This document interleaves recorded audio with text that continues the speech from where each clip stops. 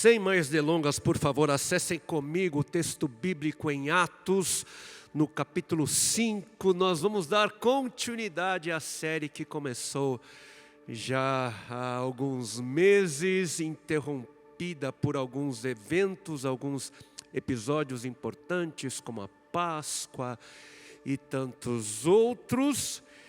E hoje nós vamos mais uma vez rogar ao Senhor que por meio da sua palavra promova vida, esperança em nossos corações. Atos, o texto também pode ser acompanhado pelas telas.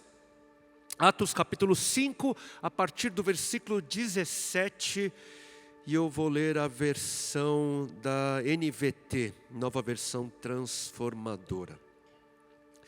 Versículo 17: tomados pela inveja, o sumo sacerdote e seus oficiais, que eram saduceus, prenderam os apóstolos e os colocaram numa prisão pública. Um anjo do Senhor, porém, veio durante a noite, abriu as portas do cárcere e os levou para fora.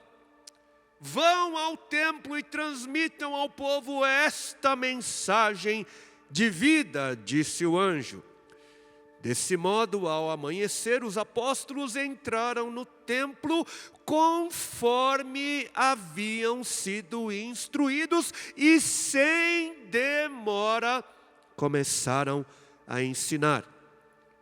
Mais tarde, o sumo sacerdote e os seus oficiais chegaram, reuniram o conselho, isto é, toda a assembleia dos líderes de Israel, e mandaram buscar os apóstolos na prisão. Mas quando os guardas do templo chegaram à prisão, os homens não estavam lá. Então voltaram e contaram: a prisão estava bem trancada, com os guardas vigiando do lado de fora, mas quando abrimos as portas, não havia ninguém. Ao ouvir isso, o capitão da guarda do templo e os principais sacerdotes ficaram perplexos e se perguntavam o que aconteceria em seguida. Então alguém chegou com a seguinte notícia: os homens que os senhores puseram na cadeia estão no templo, ensinando o povo. O capitão e seus guardas foram e prenderam os apóstolos, mas sem violência, pois temiam que o povo os apedrejasse. Em seguida levaram os apóstolos e os apresentaram ao conselho de líderes do povo, onde o sumo sacerdote os confrontou. Nós lhes ordenamos firmemente que nunca mais ensinassem em nome desse homem, disse ele. E mesmo assim vocês encheram Jerusalém com esse seu ensino e querem nos responsabilizar pela morte dele, ou seja, de Jesus.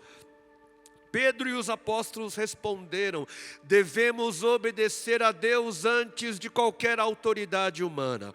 O Deus de nossos antepassados ressuscitou Jesus dos mortos depois que os senhores o mataram, penduraram-o numa cruz. Deus o colocou no lugar de honra à sua direita, como príncipe e salvador, para que o povo de Israel se arrependesse de seus pecados e fosse perdoado.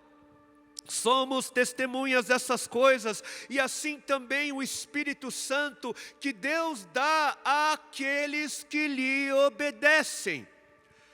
Quando ouviram isso, os membros do conselho se enfureceram e decidiram matá-los.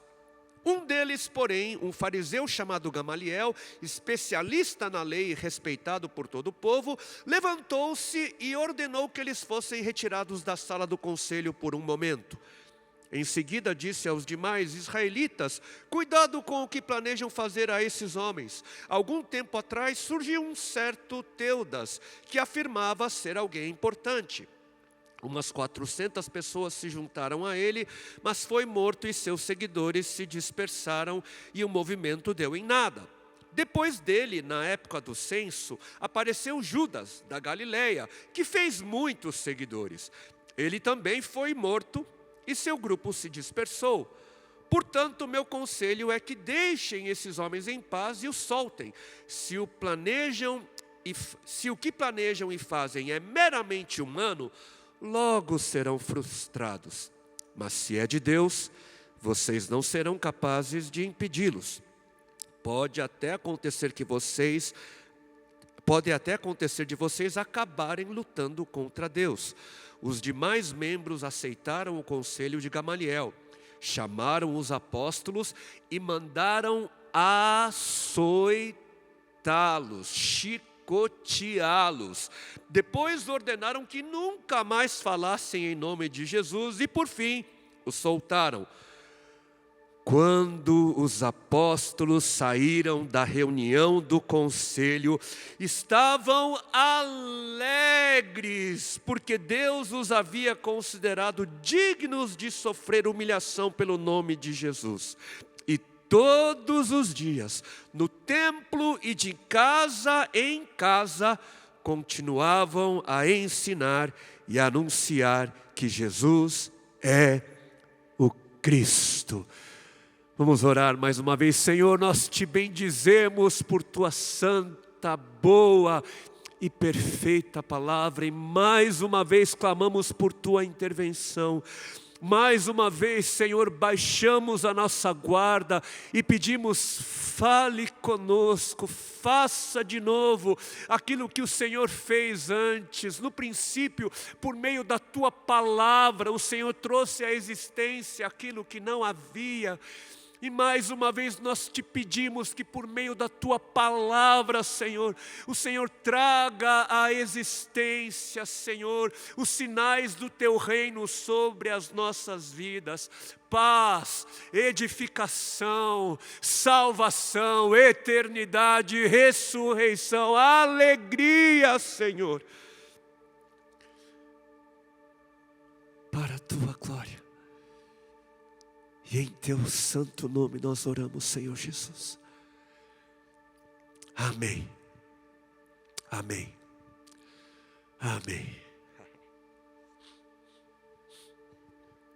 Eu não sei se foi por causa da mensagem recente da Páscoa ou pela mensagem do Natal passado, quando refletimos sobre como esses grandes momentos históricos contradizem alguns dos entendimentos populares sobre Deus e sobre a vida.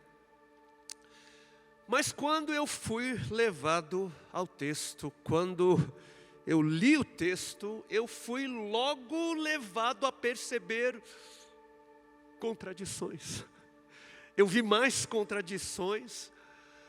E por isso, mais uma vez, nós vamos falar sobre algumas delas. Eu não vou falar de todas, mas de três. Três contradições que nós percebemos no texto, envolvendo a inveja, a liberdade e a alegria. E a primeira contradição, versículo 17, tomados de inveja. É assim que começa a nossa porção de hoje. E sim, é uma grande contradição que líderes religiosos ou até mesmo qualquer cristão sejam movidos por inveja. Não faz sentido. Mas algo que o texto também contradiz é esse zelo ou esse ímpeto de fazer justiça em nome de Deus. O texto vai deixar claro que nem todo ímpeto, nem todo zelo religioso é santo. O texto deixa claro que nem toda crítica é justa, que nem toda indignação vem do alto e que nem todo senso de justiça é imparcial ou impessoal, livre de pessoalidade. No nosso ambiente cristão, é uma grande contradição perceber em nós, que fomos selados e temos acesso ao enchimento do Espírito Santo, é uma grande contradição percebermos pensamentos, palavras e ações que não tenham nascido da graça ou da compaixão, mas da inveja. É contraditório. E essas referências religiosas do texto, tomadas de inveja, tinham absoluta convicção de que o que eles estavam trazendo sobre outros era de Deus. Tinham absoluta convicção. Essas pessoas movidas pela inveja estavam certas de que aquilo que elas estavam dizendo sobre outros tinha a aprovação de Deus. Essas pessoas que julgavam enxergar, mas que estavam cegas pela inveja, achavam que a indignação dentro delas vinha da luz e não das trevas. Mas o texto de Tiago 3, versículos 13 a 16, vai nos deixar, vai trazer clareza. Versículo 13: quem entre vocês é sábio e inteligente? Mostre as suas obras em mansidão de sabedoria, mediante a sua boa conduta. Se pelo contrário vocês têm em seu coração inveja amargurada e sentimento de rivalidade, não se gloriem disso, nem mintam contra a verdade. Esta não é a sabedoria que desce lá do alto, pelo contrário, é terrena, animal e demoníaca, pois onde há inveja e rivalidade, ali há confusão e toda espécie de coisas ruins. É uma grande contradição que os filhos e filhas da luz não demonstrem obras de mansidão e boa conduta por causa de inveja.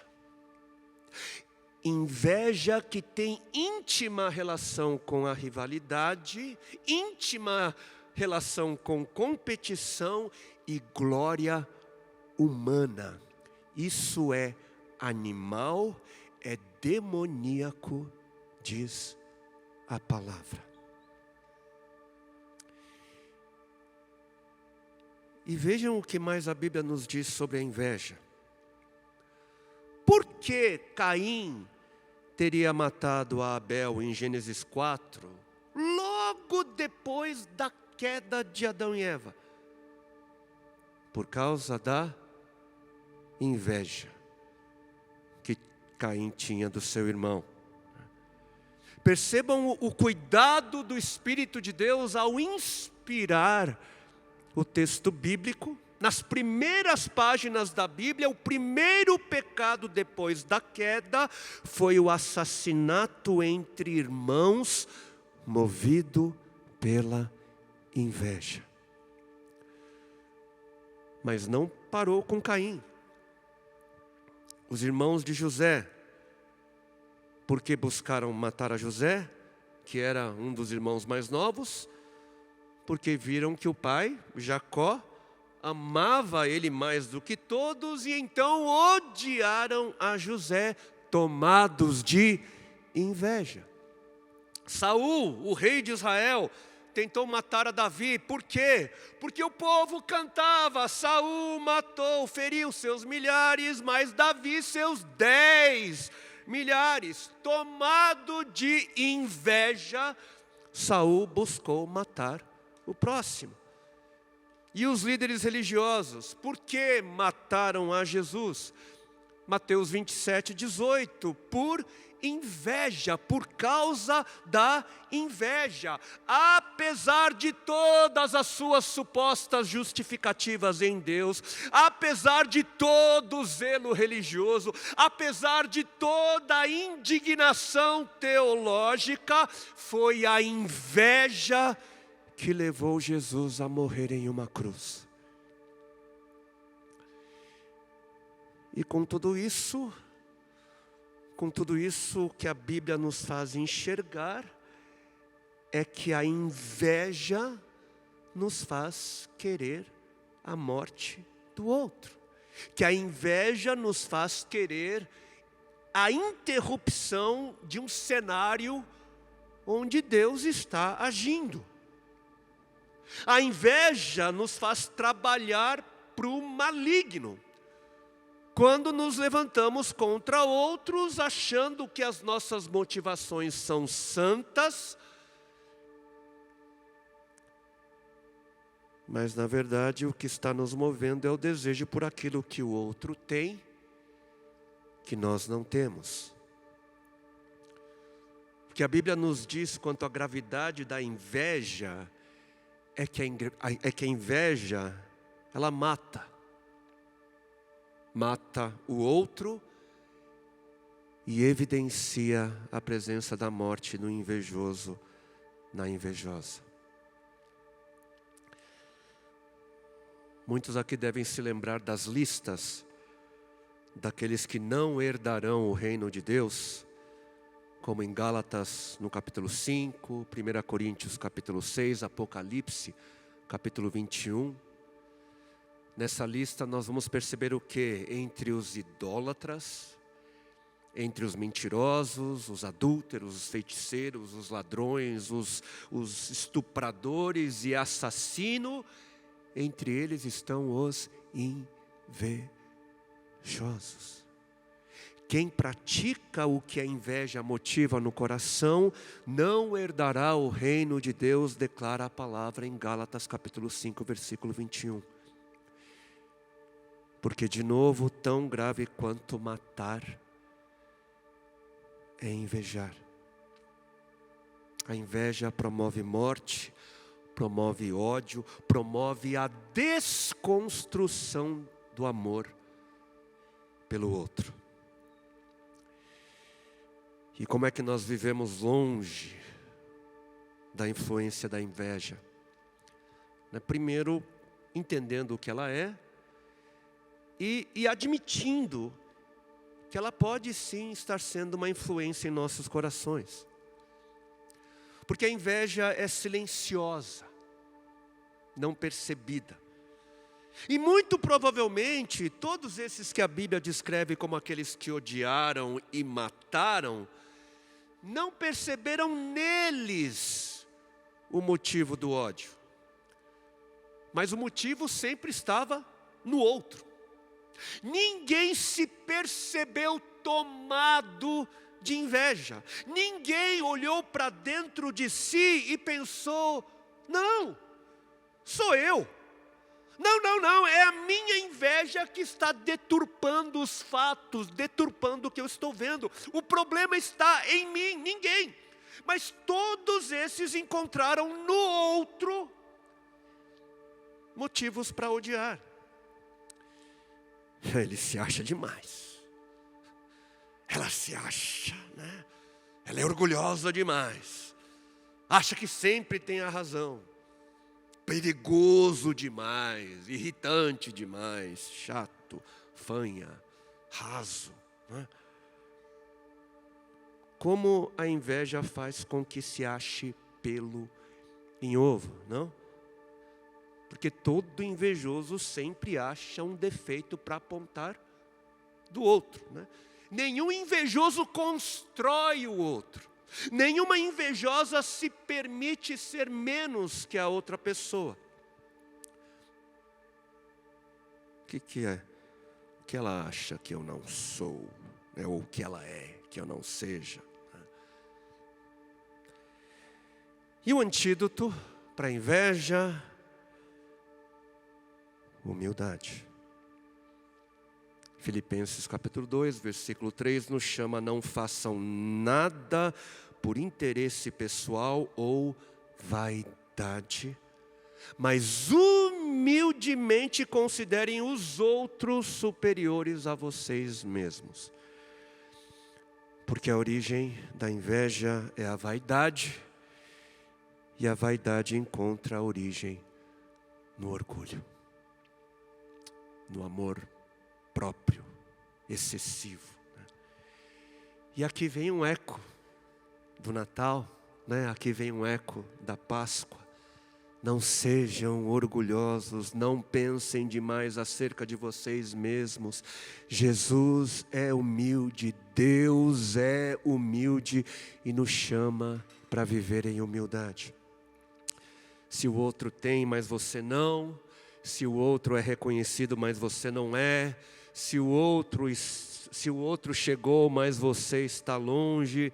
Não deixe que o orgulho e a cegueira da inveja façam com que você não enxergue o que você já tem, o que você já é e o quão longe você está de onde Deus te tirou. Amém? Não permita que a cegueira da inveja te impeça, te prive de celebrar as bênçãos que você já recebeu e tem recebido.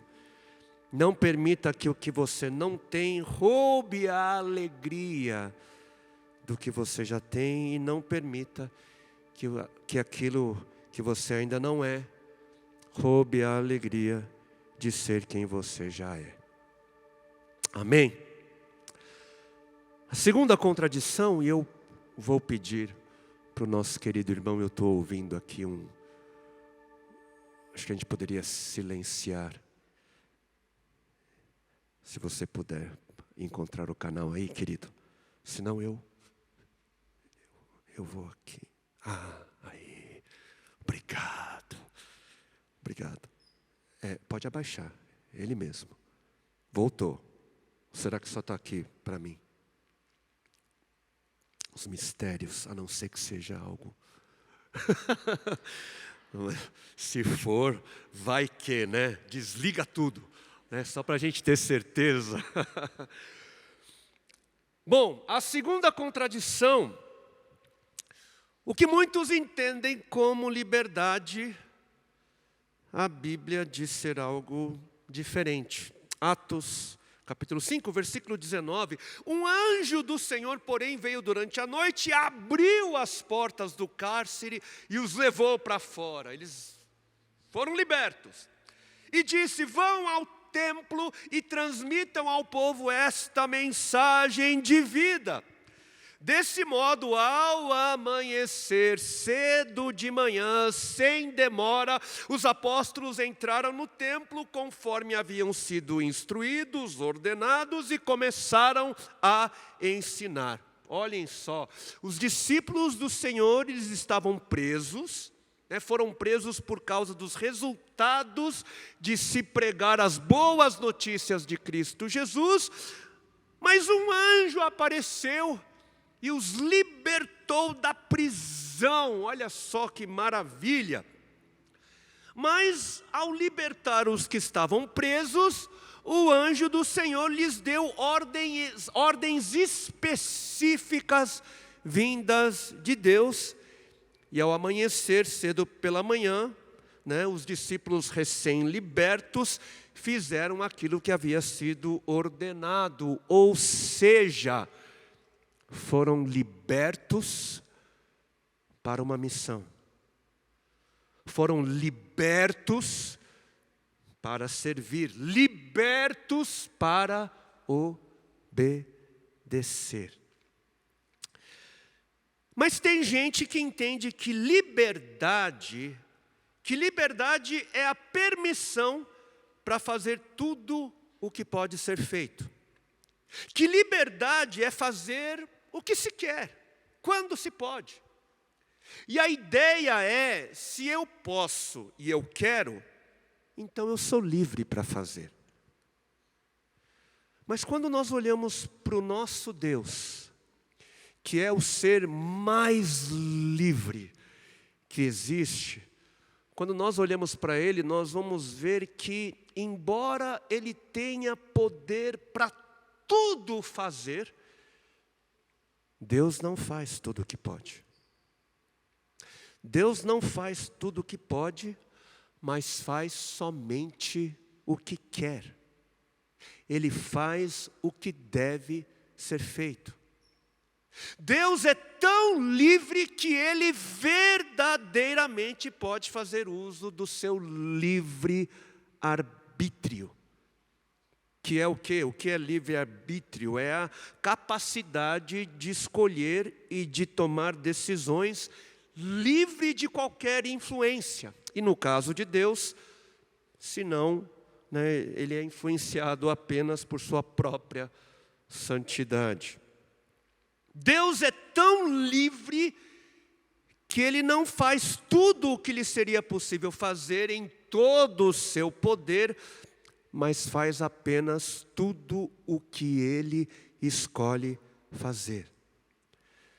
Deus não faz tudo o que pode, mas faz tudo o que é puro, justo, verdadeiro, santo e perfeito. Não faz tudo o que pode, mas faz apenas o que deseja em sua santa e livre vontade.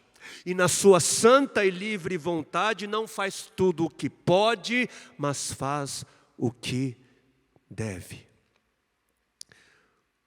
O diabo, por outro lado, ele faz tudo o que pode. Ele não tem livre arbítrio, ele não tem a capacidade de escolher e tomar decisões livre de qualquer influência, não. Por quê? Porque ele está tomado pela loucura, ele está tomado pela vaidade, está tomado pelo orgulho, pela inveja. A Bíblia diz que ele queria ser como Deus. O diabo está tomado pelo pecado. E estando perdido, o diabo tentou a mulher e o homem, e a humanidade, que então era verdadeiramente livre, escolheu cair na tentação. E hoje, o que nós vamos perceber é que, assim como o diabo, a humanidade caída também passou a fazer tudo o que pode, sem restrições, fora de controle. Então, quando se é possível e desejado, o ser humano rouba, mata, faz coisas inimagináveis a outros seres humanos, escraviza, agride, trai, abandona, engana, trabalha demais, de menos, dorme demais, de menos, se alimenta mal, passa horas e horas nas redes, nos doramás, fala mal dos outros, enfim, tudo que pode. Da mesma maneira como podia lá no Jardim do Éden. Porque no Jardim do Éden o ser humano podia todas as coisas, até comer do fruto proibido. Existia a proibição, mas uma vez desejado, era possível comer. Uma vez decidido, possível. Era proibido, mas possível. Livre arbítrio. Mas depois dessa decisão, que a gente chama de queda, assim como o diabo, a humanidade perdeu a sua liberdade de escolha. A humanidade também passou a ser escrava da loucura, passou a ser escrava dos desejos, das paixões e dos vícios. Com a queda, a humanidade passou a ser escrava do orgulho, do ódio, aprisionada no egocentrismo, no pecado. Não há um justo sequer, diz a palavra de Deus. Todos pecaram e a humanidade foi separada do santo, santo, santo Deus. E uma vez separada de Deus, que é a fonte da vida, depois da queda, a humanidade tem caminhado para onde a loucura do pecado conduz, para a morte. Mas o nosso Deus, que é eternamente santo, santo, santo, isso significa dizer que Ele é eternamente distinto de tudo e de todos. Ele é incomparável. O nosso Deus, que é santo em amor, eternamente distinto no seu amor, incomparável no seu amor. Aliás, Deus é amor. 1 João, nós vemos ali a partir do versículo 9 do capítulo 4, Deus mostrou quanto nos amou ao enviar seu único Filho ao mundo, para que por meio dele tenhamos vida. E é nisto que consiste o amor.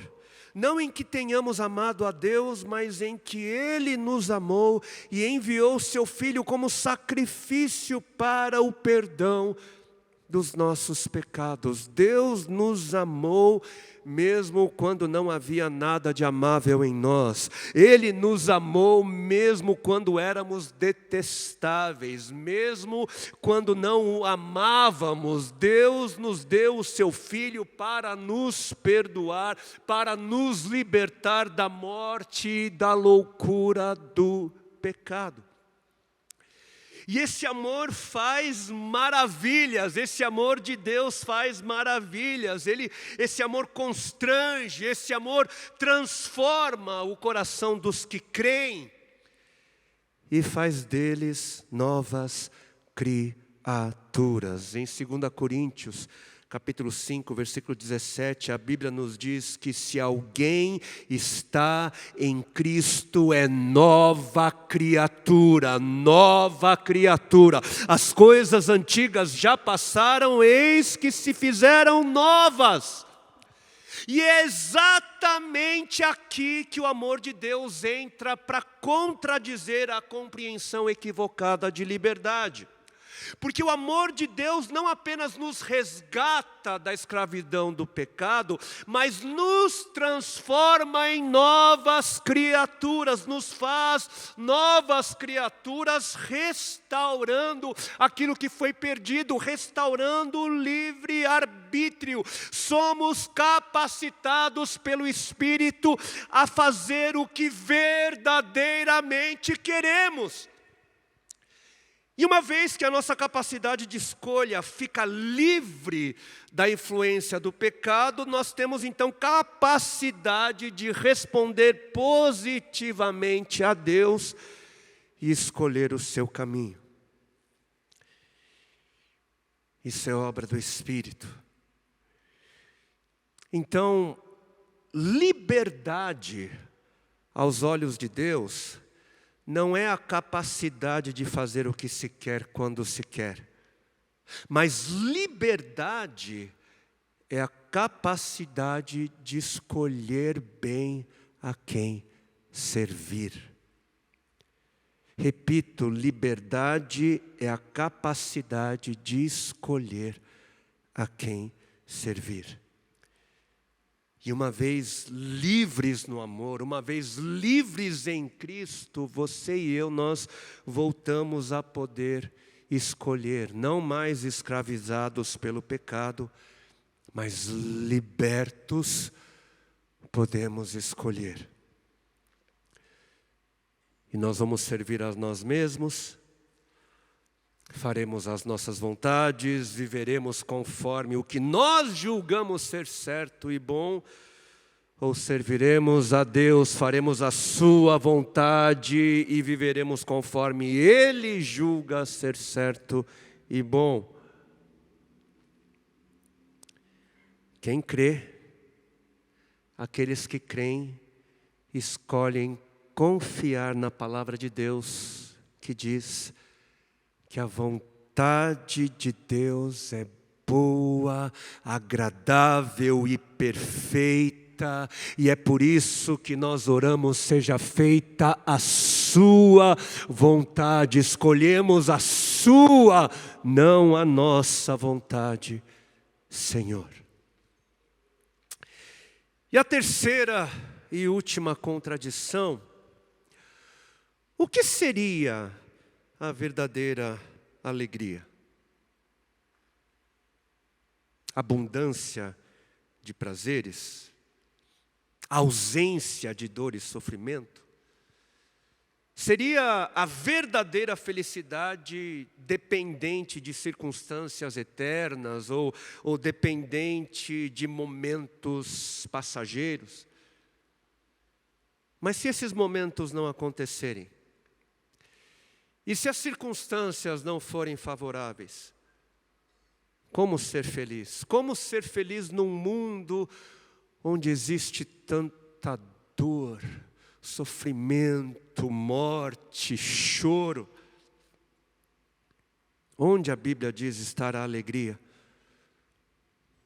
Como podemos ser felizes? Se voltarmos para o texto, depois de serem perseguidos e presos, os discípulos do Senhor foram libertos pelo Senhor, apenas para serem detidos outra vez. E se não bastasse a tensão de serem detidos e julgados, foram violentamente açoitados, né? Atos capítulo 5, versículo 40, chamaram os apóstolos e mandaram açoitá-los, depois ordenaram que nunca mais falassem em nome de Jesus, e por fim os soltaram. Quando os apóstolos saíram da reunião do conselho, estavam alegres, porque Deus os havia considerado dignos de sofrer humilhação pelo nome de Jesus. Olhem só, dentro do contexto histórico e cultural judaico da época, o açoitamento era uma punição extremamente dolorosa e humilhante. Não chegava aos pés do flagelo romano, mas mesmo assim, né, era algo muito sério. De acordo com a tradição judaica, o máximo permitido para esse castigo eram 40 açoites. E o açoitamento acontecia publicamente e tinha um objetivo muito claro. O objetivo era humilhar, causar dor física extrema, para desencorajar a repetição do ato ofensivo. E em geral, as pessoas que recebiam o açoitamento judaico, eles ficavam num estado de sofrimento físico severo, e a humilhação pública causava um grande constrangimento. Muitos saíam carregados, sangrando pelas feridas abertas, a recuperação não era rápida e as cicatrizes ficavam por toda a vida. Mas os apóstolos, os discípulos do Senhor, humilhados e feridos, saíram felizes, saíram alegres. Por quê? Como assim? Porque eles entendiam que a verdadeira alegria não vem da ausência de lutas. Porque eles entendiam que a verdadeira felicidade não está no conforto, não está no sucesso passageiro, não está nas coisas, nas honrarias, no reconhecimento. Mas eles entendiam que a verdadeira alegria é aquela que se alinha com os céus, que está alinhada com os céus. Eles saíram felizes, mesmo diante de circunstâncias que não seriam motivos de felicidade para a maioria das pessoas, porque para eles a verdadeira felicidade é aquela que está em concordância com a felicidade do alto. E isso faz valer a pena nós perguntarmos: as razões que nos deixam alegres concordam com a alegria do céu? Aquilo que nos faz felizes faz o coração de Deus feliz também? Será que a Bíblia diz algo sobre a felicidade de Deus? O que faz Deus feliz? A felicidade de Deus não é como a nossa, muitas vezes dependente de circunstâncias externas ou eventos passageiros, porque Deus é eternamente feliz em si mesmo, eternamente feliz em sua relação trinitária e perfeita. A alegria de Deus é completa e independente de tudo, porque Ele mesmo é a fonte de toda a plenitude, nos diz a palavra. Mas ainda assim, a Bíblia vai nos mostrar que Deus se alegra em coisas específicas que revelam o seu caráter. Por exemplo, no primeiro capítulo de Gênesis, nós vamos ver Deus plenamente satisfeito em sua criação. Ele viu que tudo que Ele havia criado era muito bom, especialmente a humanidade criada, com quem Ele se encontrava todos os dias. Deus tinha prazer no encontro, Ele é feliz nos encontros.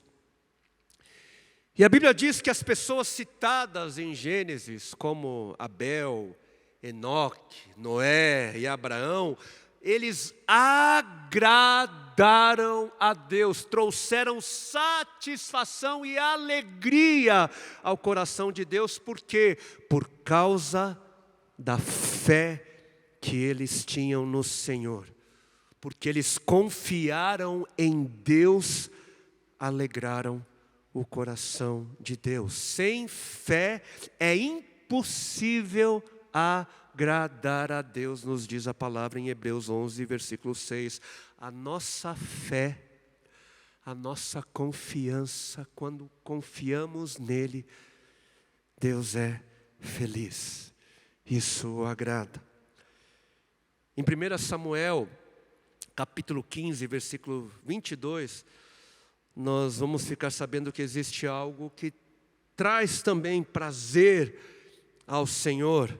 Versículo 22, será que o Senhor tem mais prazer em holocaustos e sacrifícios do que no obedecer a sua palavra?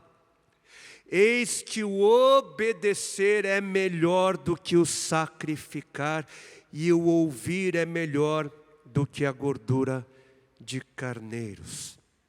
O Senhor tem prazer, Ele tem alegria na obediência por sua palavra. E mais, Ele se agrada, se alegra dos que fazem o que é justo. Provérbios 21, 3. Deus tem prazer nos que o adoram e esperam na sua misericórdia. Salmo 147, versículo 11. Deus tem prazer na atitude do coração generoso. 2 Coríntios, capítulo 9, versículo 7, vai nos dizer que Deus ama quem dá com alegria. Mas se tem algo que provoca festa no céu, se tem algo que gera intensa alegria no coração de Deus, é quando alguém se volta para Ele, se arrependendo, buscando perdão e buscando uma nova vida. Lucas capítulo 15, versículo 10. Existe alegria, existe júbilo na presença dos anjos de Deus quando um único pecador se arrepende. Lucas 15, 32, o pai respondeu: mas tínhamos de comemorar, tínhamos de festejar este dia feliz, porque o seu irmão estava morto e voltou à vida, estava perdido e foi achado. E Jesus, o Senhor, fazia o pai feliz. Mateus 3,17, uma voz do céu disse: este é o meu filho amado, em quem tenho grande prazer. Ele me traz grande alegria. Mas por quê? E nós vamos perceber na vida de Jesus. Jesus vivia para fazer o Pai feliz. João 8,29, aquele que me enviou está comigo. Sempre busco fazê-lo feliz, sempre faço o que lhe agrada. A maneira de Jesus viver gerava alegria no coração do Pai. E Jesus foi quem disse que a sua comida era fazer justamente isso, a sua vontade, João 4,34.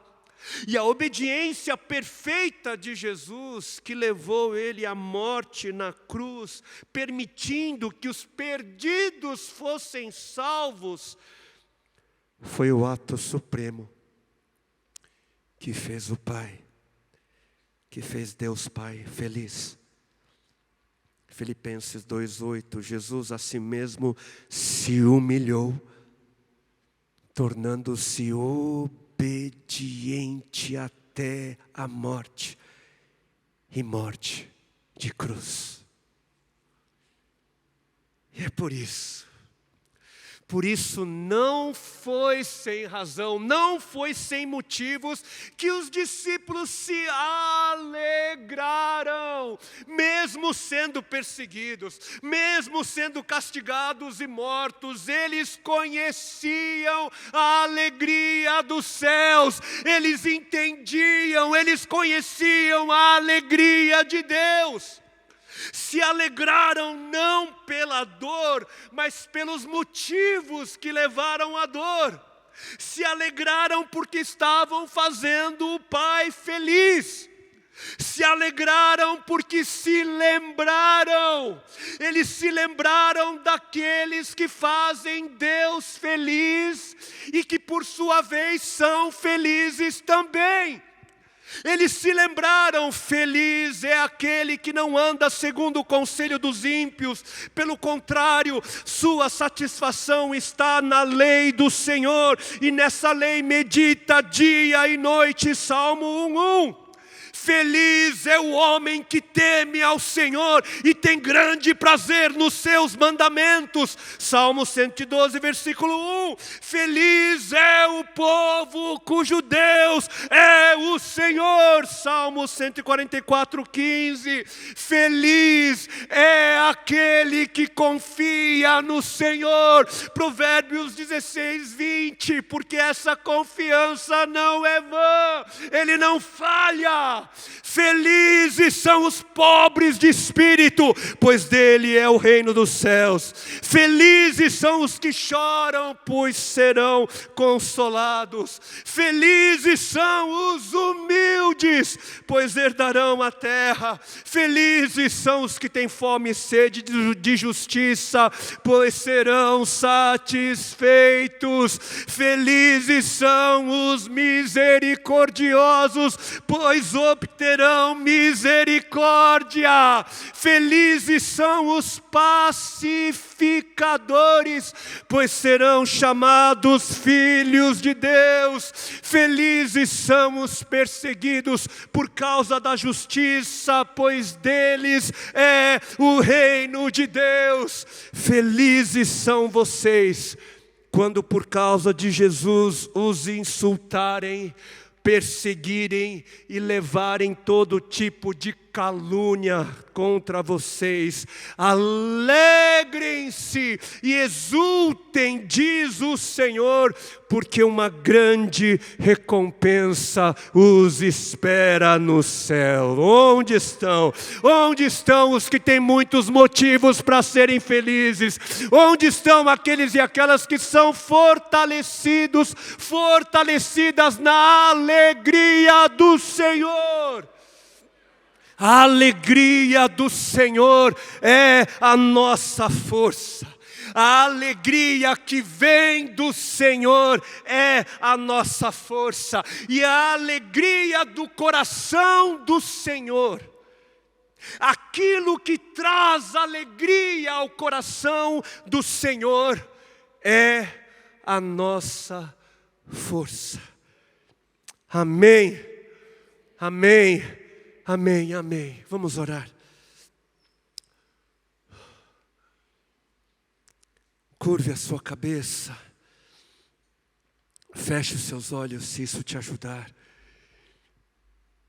E se perceba diante daquele que inspirou a sua palavra. Se perceba diante daquele que de eternidade em eternidade vive. Se perceba diante daquele que de eternidade em eternidade é o mesmo.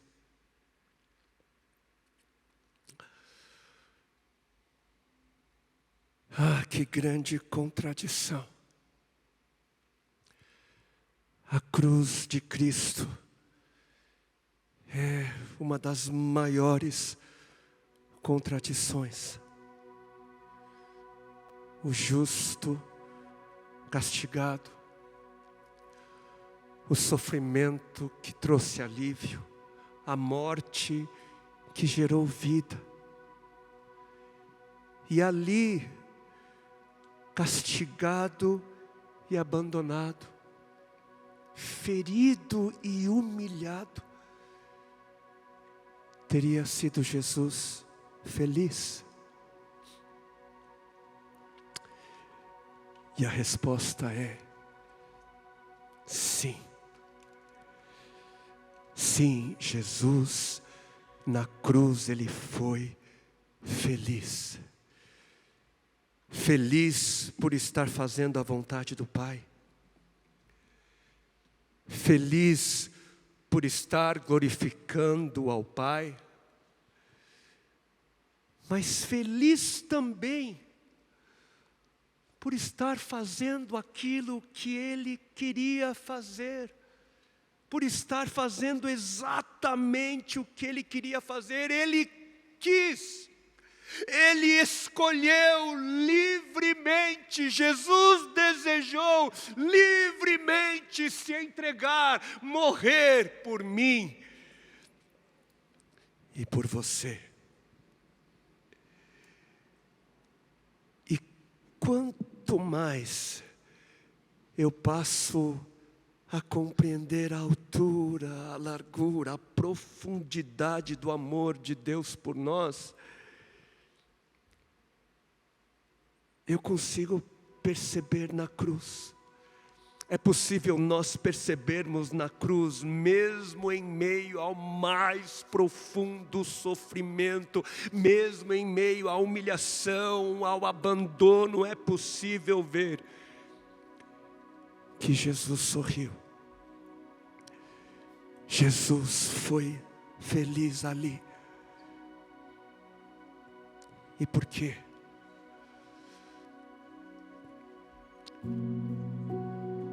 Porque não foi você.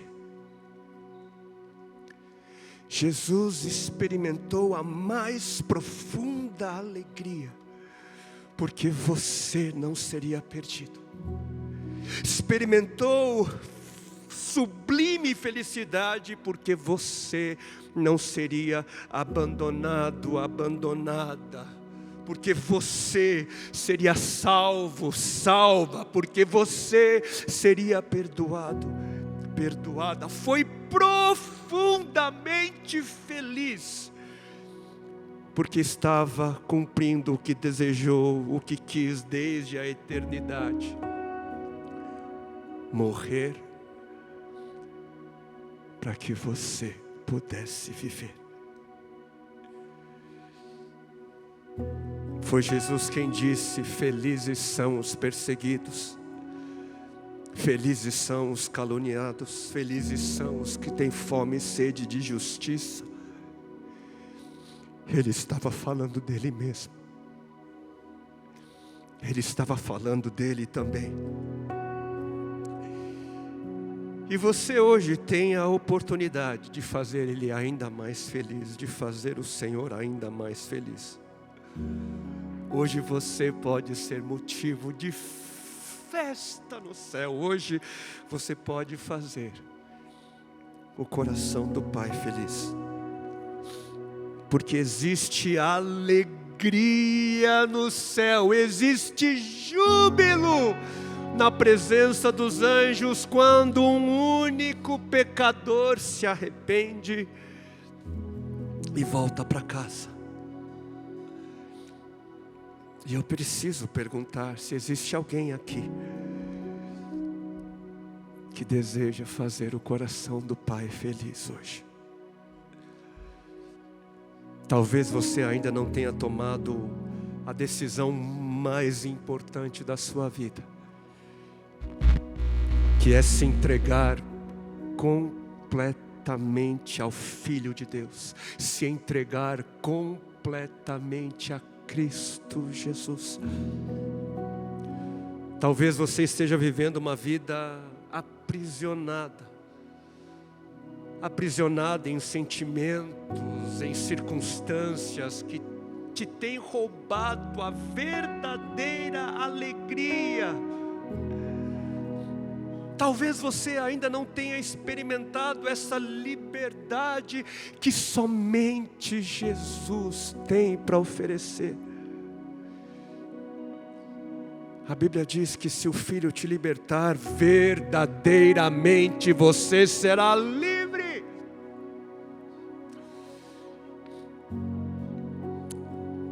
E se hoje você entendeu que só em Jesus existe verdadeira liberdade, se você hoje entendeu que só em Jesus existe verdadeira alegria, verdadeira vida, eu preciso te fazer um convite a dar o passo mais importante da sua vida: se entregar a Jesus e viver tendo Ele como seu Senhor, como seu Salvador. E a Bíblia diz que é o Espírito de Deus, é o Espírito Santo quem nos capacita a fazer essa decisão, a tomar essa decisão. E se você escolhe a Cristo livremente, se você assim decide fazer hoje, faça comigo essa oração, repita comigo e ore onde você estiver. Senhor Jesus, eu reconheço que sou pecador, reconheço que tenho vivido distante de Ti e tenho sido aprisionada pelo pecado. Hoje eu compreendi a grande alegria. Hoje eu entendi o que é ser livre. Livre no Teu amor. Livre na graça. Livre na bondade demonstrada na cruz. Eu creio em Ti. Eu confio em Ti. E quero ser feliz, quero Te fazer feliz. E Te fazendo feliz, eu creio que provarei, eu creio que viverei a verdadeira felicidade. Hoje eu me entrego e Te recebo como meu Senhor e Salvador. Liberta-me, transforma-me e dá-me a Tua alegria eterna, persistente. A partir de hoje, eu sou completamente Teu, eu sou completamente Tua. Em nome de Jesus, eu oro. Amém. Amém, amém. Existe alegria, existe júbilo na presença dos anjos de Deus quando um único pecador, uma única pecadora se arrepende. E permita-nos, por favor, com que também nos alegremos na festa dos céus. Alguém fez agora essa oração? Se você fez, levante a sua mão para podermos. Deus te abençoe, Deus te abençoe, Deus te abençoe. A alegria, a festa no céu. Celebrado seja o Senhor. Deixa eu te pedir, querido e querida, deixa eu te pedir um outro favor.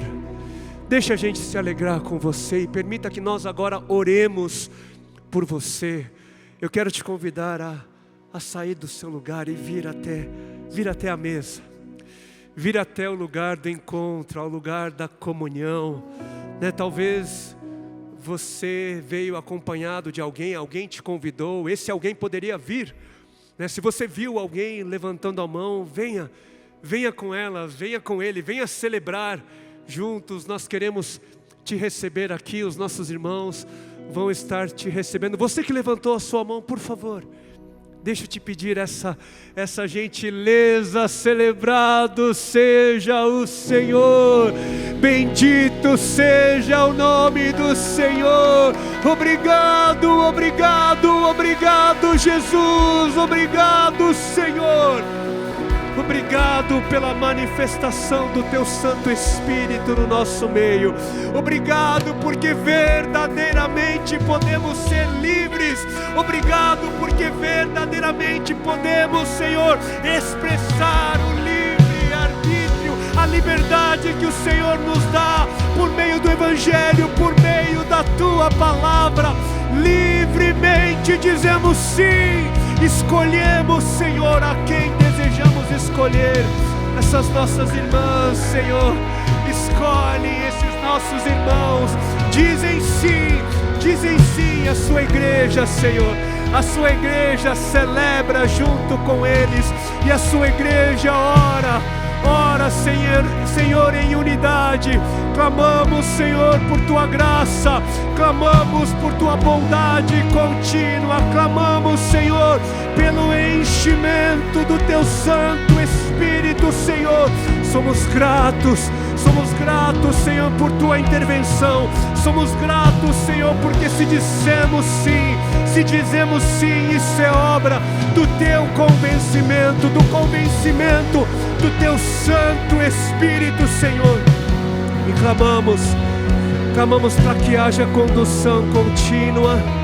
Clamamos, Senhor, para que eles encontrem, Senhor, uma família, a família da fé, que em meio ao seu povo eles se percebam família, eles se percebam unidos, Senhor, num só propósito, num só amor, numa só fé. Ensina-nos, Senhor, porque o Senhor nos chama para orarmos Pai Nosso e não Pai meu.